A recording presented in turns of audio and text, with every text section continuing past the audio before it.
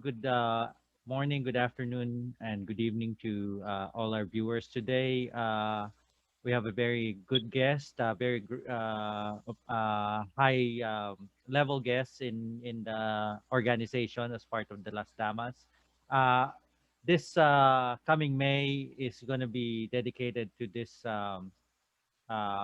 interview, and you'll be happy with all the results, all the revelations in this interview. Ma'am, can you please introduce yourself po, to those who don't Yeah. are not familiar with your work? Good morning, good afternoon, good evening sa lahat, no? To everybody, to our fellow Filipinos, wherever you are, and also to our foreign friends na who are very supportive of the Knights of Rizal and anything that has something to do with Dr. Jose Rizal. I am Dr. Amalia Rosales. I am 73-year-old. I am 73-year-old woman who is still very active in the organization of women, not only the Las Damas de Rizal, but other organizations also we have something to do with women. And I have been a part of the Knights of Rizal since 1987. I am at present still very active in the academy. I after my retirement from public service in 2012 as Dean of the Graduate School of the Polytechnic University of the Philippines. I am now working as the Vice President for Academic Affairs of one of the promising universities, local universities in the Philippines, that is the Taguig City University. Well, thank you so much for that brief introduction, ma'am. Maybe this would be the opportune time for us to also know that because you've been with the Knights of Rizal, you have a book. Would you want to talk Yes, about yes. that? This is just one of the books, no, one of the books I have written on Rizal.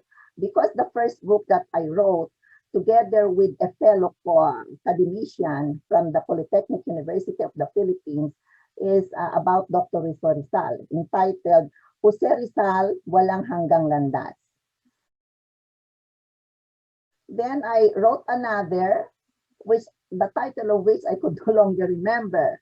Now I have another, the latest on Rizal, although they are written in Filipinos, except for this one, which is written in English.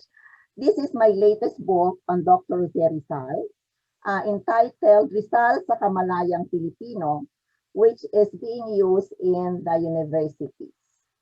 Uh, Aside from that, I have been writing and delivering speeches on the people with the which in a way had something to do with Rizal. Like for example, just very recently, I have a monograph published at TCU remembering Josephine Bracken.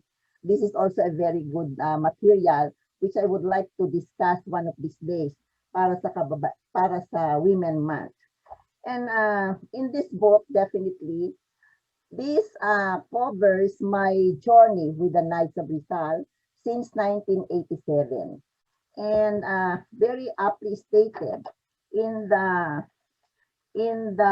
notes from the author page, yung sinabi, what I have stated na ganito, uh, for almost 3 decades already, longer than the period I was with the late father of my children, I love referring to it as the romance which seems never to die.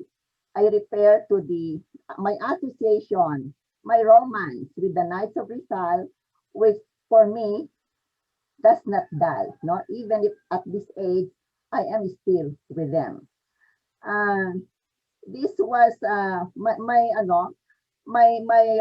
association with them in my services to them, either as consultants, speakers, and I am happy to tell you, I'm very proud to tell you that perhaps among those who are very strong supporter of the Knights of Rizal, I have the most number of Rizal bust, no? Yung binibigay nila.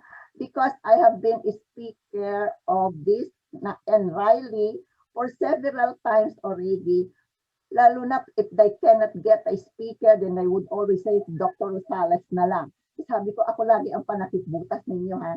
Tawa sila ng tawa. But I think I have given justice every time naman I would be talking before the students because they kept on tapping me as a speaker. And yun naman, the services that I have given them, they rewarded it naman by giving me the second highest award. That is the Women of Malolos Award. No? Na binigay nila sa awit, they gave me in 2006. That gave me really a very, I became more inspired, no, in propagating the ideals of Rizal because sasabihin nga natin that is only a certificate of recognition, but that certificate is more than money. That certificate for me is priceless because that is a recognition of my effort to be with the Knights of Rizal in the propagation of the ideals and teachings of Dr. Jose Rizal. So nagpabilang ako doon sa mga babae, well-known women. I am not a well-known woman, no? Sa academe lang ako kilala, but I belong to the role of well-known women, mga senators, wives of deputy ministers, like for example, the wife of the French minister, Madame Brigitte Ayrault, and the wife of former minister Anwar Ibrahim, no? As Ashawan Ismail. So, nandiyan sina Gemma Cruz Araneta, and recently, they have given that award to Senator Pia Cayetano. So even if my simple self is not that well known in the Philippines and other areas, like unlike these women, I was recognized by the Knights of Rizal, and that was something that I would be treasuring forever. I started working with them, as I stated, 1987, and I started working with Justice Filimon Mendoza. The Supreme Commander I started to work with, the first Supreme Commander I worked with, Justice Filimon Mendoza, until Vice Governor Jeremiah Singson in 2012, when I published this in 2012, na nakakover dito, lahat sila nandito sa libro na ito. I did not include yet Supreme Commander Puno and Supreme Commander Elijo because the book was published when they were just starting, no? Si Sir Jeremiah Jeremiah turn over the Supremo title to Sir Puno. So hindi pa siya talaga kasama. Kaya when I revise, no, that's the word, that when I revise this book, which I will be doing now, they would be included already because I have not stopped, no, being with them. They still they would still call for me, and every now and then the young knights who referred to me and who called me Queen Mother, no, they gave me a title of Queen Mother. They are still very much interested in my services, and that gave me so much joy. If you could give me one word, ma'am, I know you've been in the Knights of Rizal since 1987, and you had the first Justice Filomeno Mendoza was the first Yes. Supreme Commander that you Filimon, came to. Justice Filimon Justice Mendoza. Filomon Justice Mendoza. Filimon Mendoza. If you don't mind, ma'am, can you run down the different the different Supreme Commanders and give one word that you think would be apt to describe this or at least their tenure as Okay. Supreme Commander? The first Supreme Commander I worked with was Justice Filimon Mendoza. He was always wearing a very nice smile on his face. Never raised his voice to any one of us, and we worked very easily with him because he was a person who was easy to work with and always cracking jokes and smiling. No, he had an equally amiable, and very supportive wife. Alam mo, ang mga wife, dapat supportive sila sa Knights of Rizal talaga. Apa. So, I admire his very, simple way of leading the Knights, but endearing him to the different people who are with the Knights of Rizal at that time. And then it was followed by another lawyer, Sir Angelita Alvarez. Now, I think he is also a justice, no? Si Sir Rita Alvarez, very fatherly naman si Sir Rita Alvarez.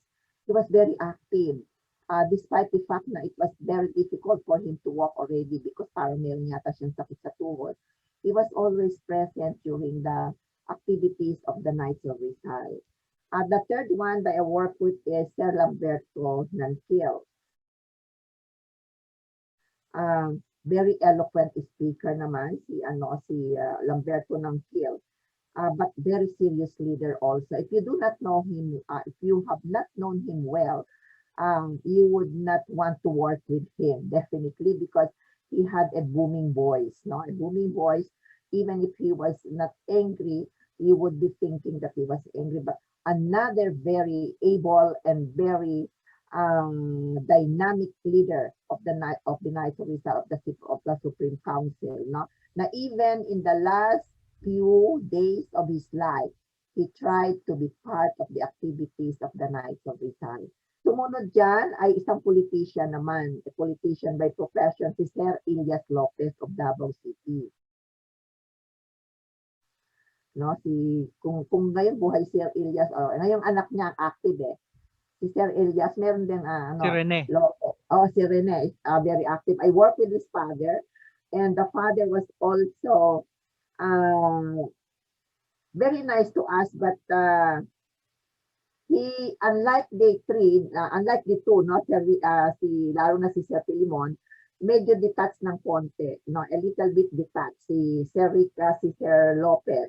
But he was very, very nice to me, no, he was very, very nice to me. And I love the way he would really treat me because I was pampered sa kanya, dedicated. Again, from far away Davao, he would fly to Manila para lang sa mga mga activities. Whether it is the weather is bad or good, he would come to Manila to attend ceremonies for the knighting, especially of the Knights of Rizal, and those who are getting into the organization. I love to have discussion with Sir Lopez because I learned so many things from a politician like him, and na-enrich ang knowledge ko sa politics because of Sir Elias noong panahon na yon. So I'm happy that Rene is with the Knights of Rizal also now active also. It was really a joy talking to Sir Elias. Lalo na Bisaya magsalita. I love the way he talk, no, because of his Bisaya. Malambing. Yeah, malambing. And then looking at his face, in a way, I would be reminded of my own father, no. And then sumunod sa kanya ay si Sir Demetrio Heldero. Nakaka-lungkot because Sir Heldero died tragically in the hand of kasi din ito justice din. So, judge, so siguro mga nag-judge niya ng hindi nagustuhan, baka yun. But he was gunned down He was gunned down. So, si Silvero naman, always wearing also very nice. And I have very good na a relationship with them because they always, I saw them with pleasant disposition. Itong si Silvero had a very pleasant disposition, easy with laughter, no? Always having not only smile but talagang laughter, no? And one very big thing for me is he always trusted me with responsibility doon sa Knights of Rizal na kung anong gagawin. Kinukuha niya yung aking mind, no?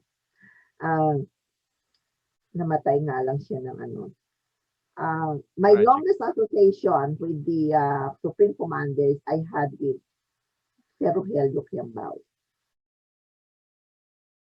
Talaga naman si Sir Rogelio made the Knights of Rizal international. We have to credit him for that. It was him who made the Knights of Rizal international.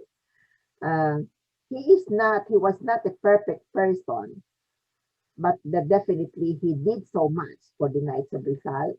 And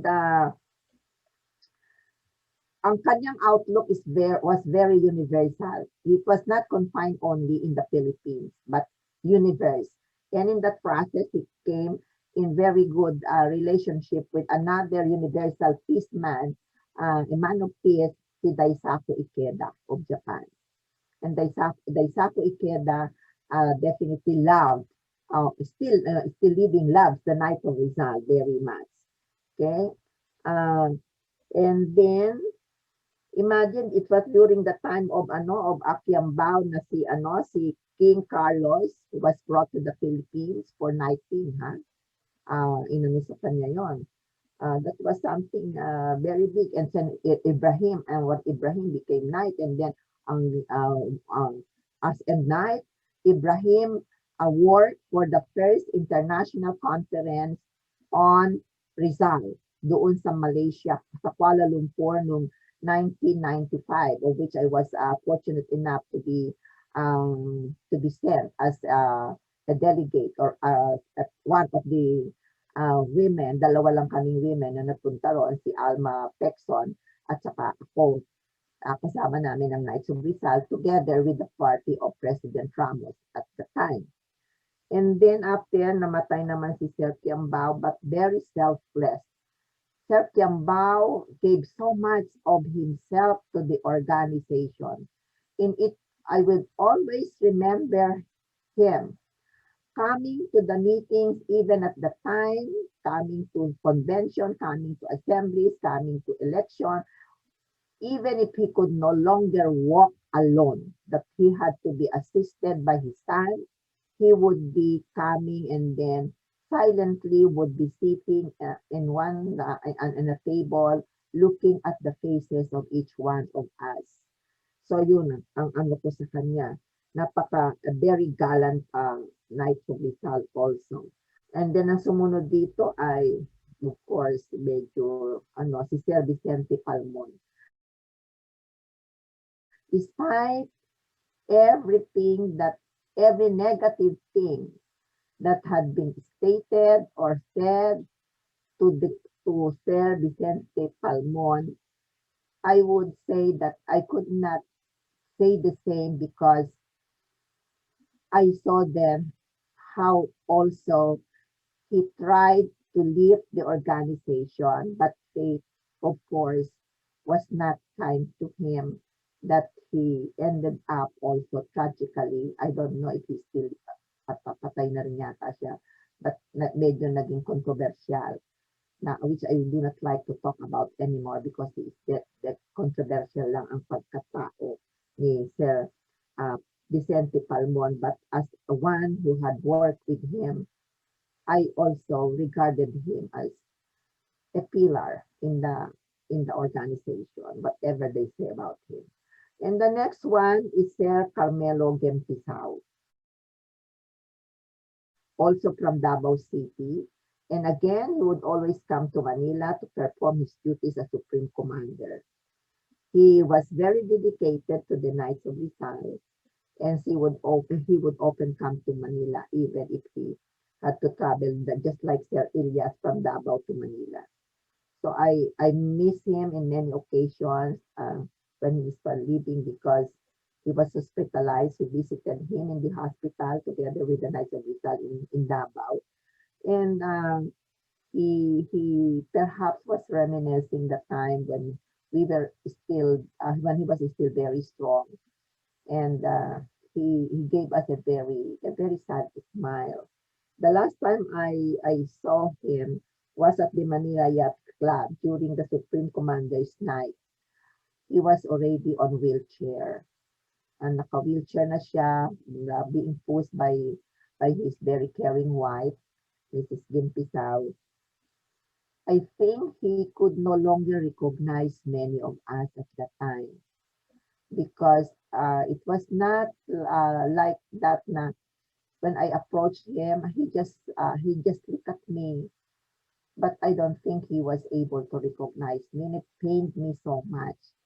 Sure. Yeah, that was the last time I saw him, and I remember only how good he was, how how hard he worked also for the sake of the organization, and how I learned from his leadership style. So what if I have many qualities of a good leader, no, modesty aside, because the Knights of Rizal, the Supreme Commanders I work with, I learned from them, no? Na-invite ko yun sa kanila. Ang sumunod na nag-work ako ay si Sir Jesus David. Si Sir Jeff, ang tawag namin si Sir Jesus David from Tarlac naman.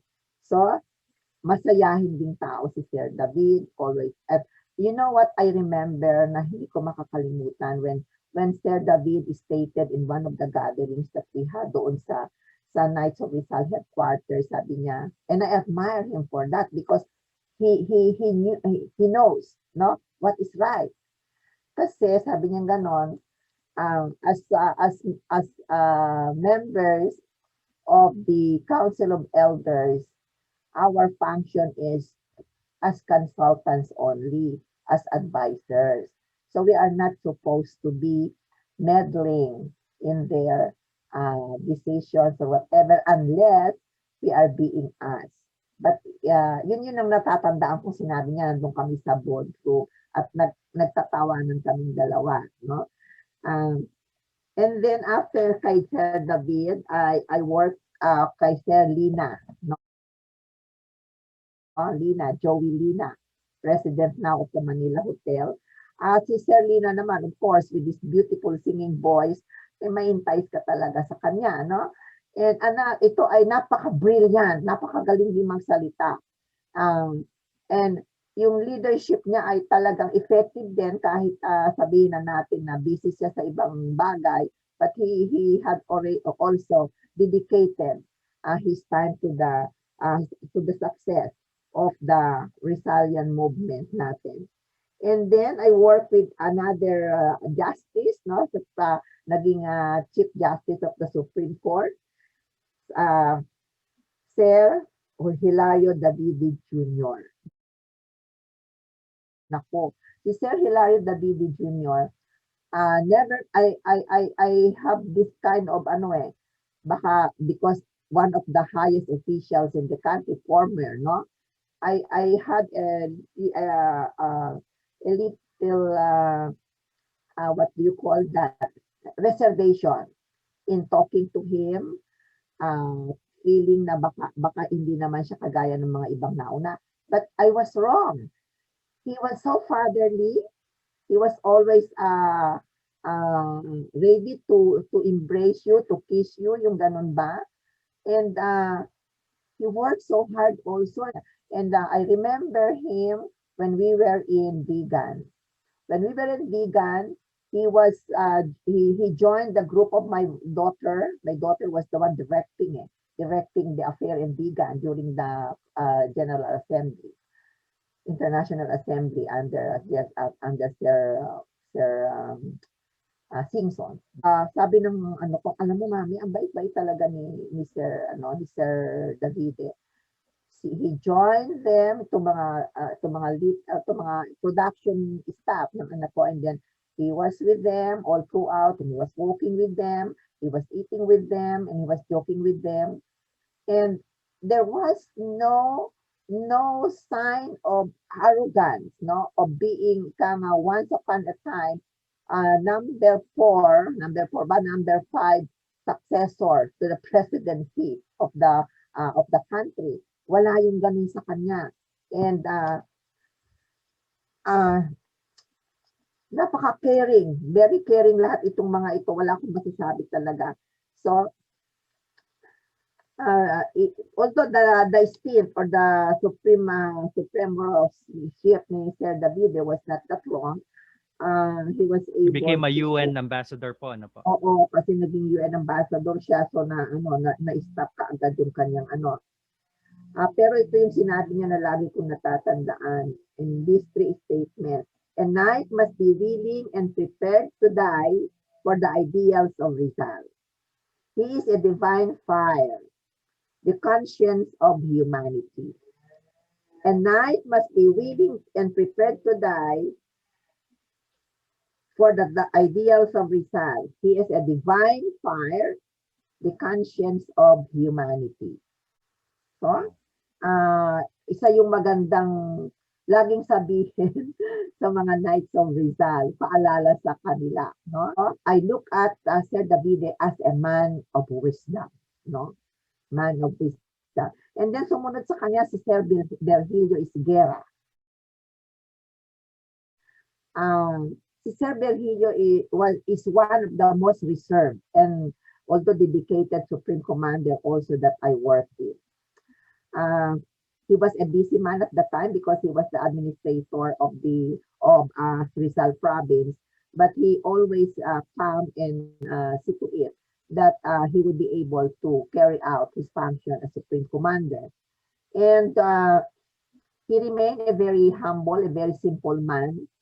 And my friendship and I would refer to it as friendship kasi talagang like kay Sir Kimbao, my relationship with Sir Isguera was definitely not only a relationship with Knight na sa akin as a woman, but a relationship of friendship talaga, na isang pagkakaibigan which we had developed, and I was always with them every year during the Enriley, helping with them sa Baguio City, at nagkakasama kami together with another great knight na namatay na siyang nagdapat ng musika diyan sa kinakanta nating hymn ng Knights of Rizal, si Sir Leopoldo Lopez, no? Si Sir Leopoldo Lopez. So,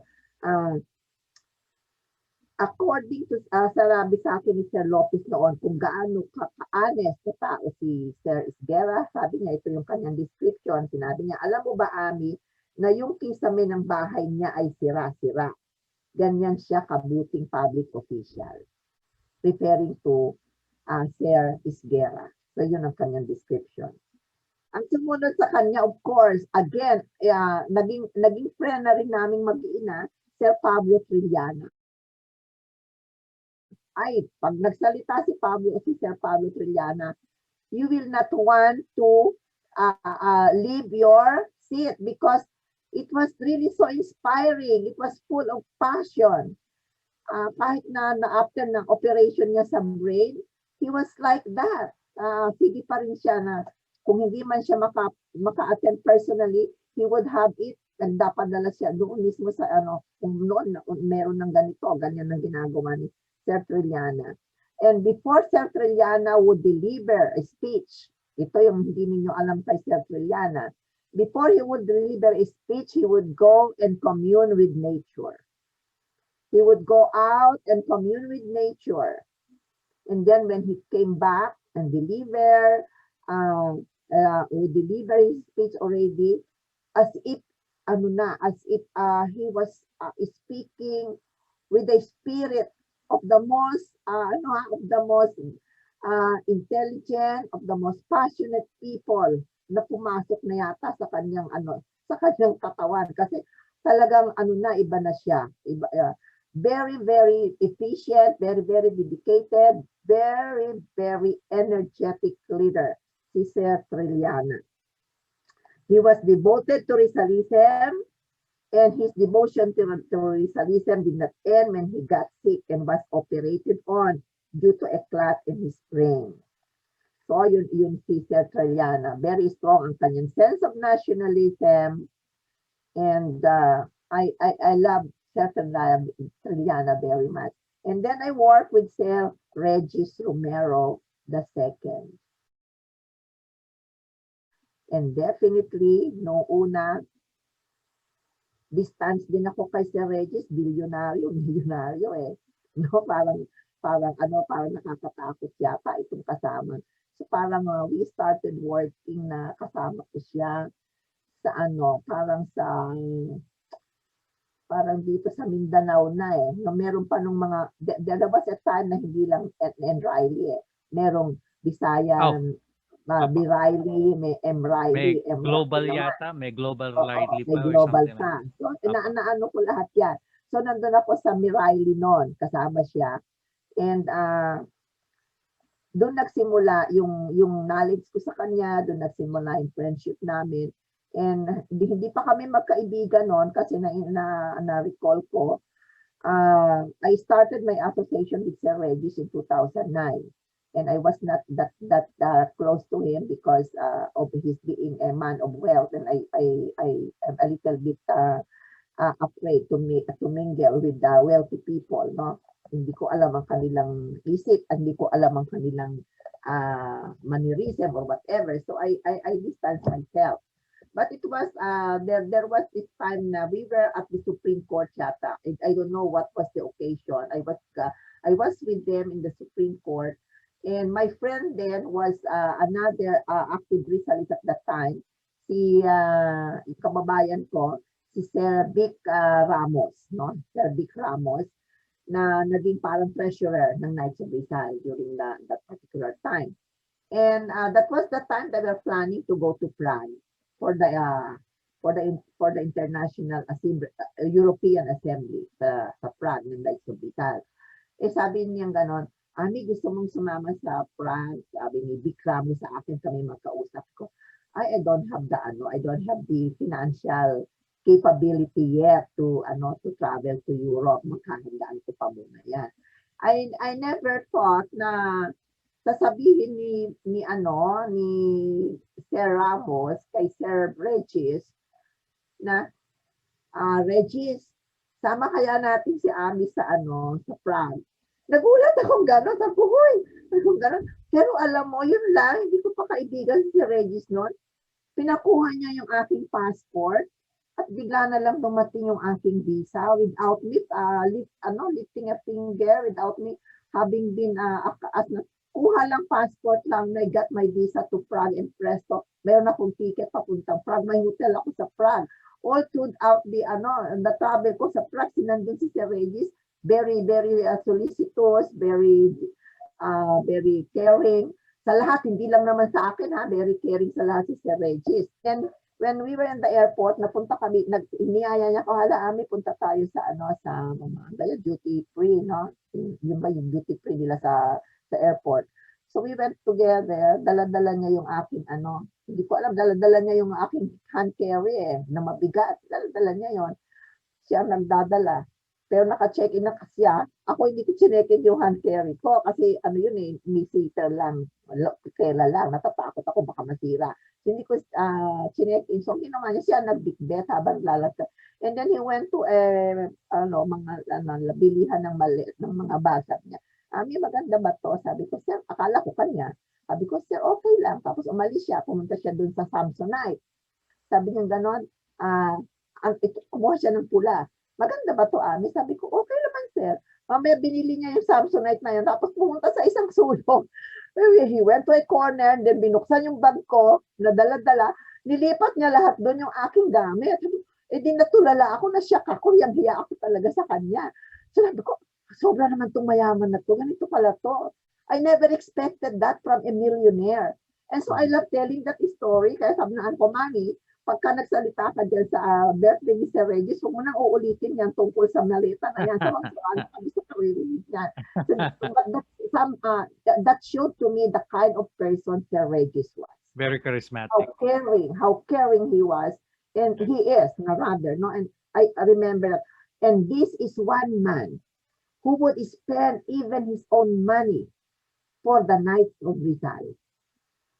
He would inspire you. He would say, he would tell my daughter, I want the best program, Christine, for the Knights of Rizal. So, talagang ibibigay niya yung lahat ng suporta, isusuporta kanya. He is such a generous man, and I know many Knights, I know many young people in the Knights of Rizal would not deny the fact that he touched so many lives. not only in the Knights of Rizal, sa police force, ganyan din, sa mga iba-iba pang mga lugar, he touched so much ang mga tao na ito. So after that, ang sarap ng friendship namin. Hanggang ngayon, friendship kami ni na Sir Regis. And that friendship would go on and on and on. And I would always come to the defense of Sir Regis pag binasabing hindi maganda sa kanya. Always, is Sir Regis, and after Sir Regis, is si Sir Jeremiah Simpson na. Wow. Terrible. This man is another dynamic leader of the Knights of Rizal. Very hands-on. My association with him again in Riley, ang pinagsimulan. Sa Riley, naging naging chairman siya ng Riley one time. And then I was again with him. I was consulted, may meeting kami, and then speaker, etc., etc. And so the friendship, yumabong hanggang na-transform sa mga anak ko, ang friendship na yon. And I would say, they're a perfect host, perfect magbisita, si Sir Jeremiah Simpson. Even if it's already late in the evening or always madaling araw, if you are still with him, he would not sleep, but talagang sasamahan kayo. And the best talaga siya na mag-host ng sino mang bisita.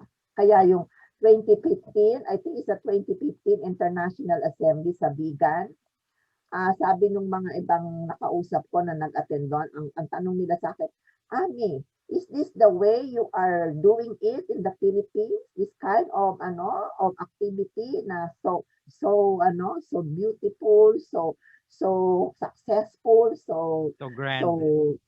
Different. So different, sabi nilang gano'n.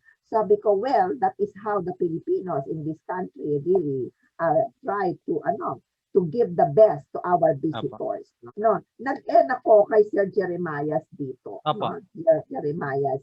But I also work kay Sir Puno. And Sir Puno was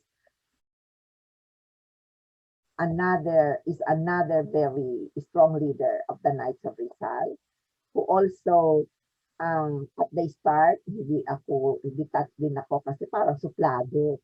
Parang hindi gumingiti.